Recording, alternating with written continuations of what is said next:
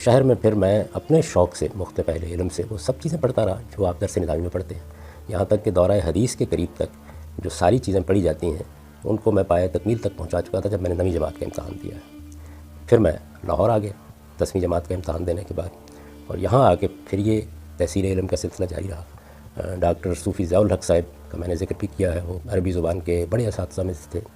یہ وہی خانوادہ ہے جو آپ کے یہاں فیض الحسن سہارنپوری کا ایک ادبی خانوادہ سمجھا جاتا ہے۔ ان کے والد تھے جو ان کے براہ راست شاگرد تھے، پھر اسی خانوادے میں انہوں نے تعلیم پائی، تو ان سے میں نے ادب کی کچھ چیزیں پڑھی، خاص طور پر مقامات ہمدانی۔ مولانا عطاء اللہ حنیف صاحب نے عنایت فرمائی اور دارمی کا کچھ حصہ پڑھا دیا۔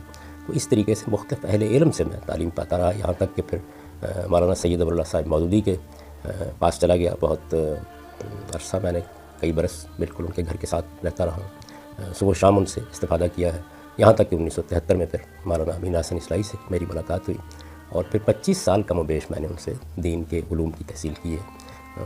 جن چیزوں کو وہ جانتے تھے، جن کو سمجھتے تھے، جن علوم سے وہ واقف تھے، نہ صرف یہ کہ انہوں نے بہت سی چیزیں خود پڑھائیں، بلکہ اپنی نگرانی میں یہ چاہا کہ ہم ان کی تحصیل کریں۔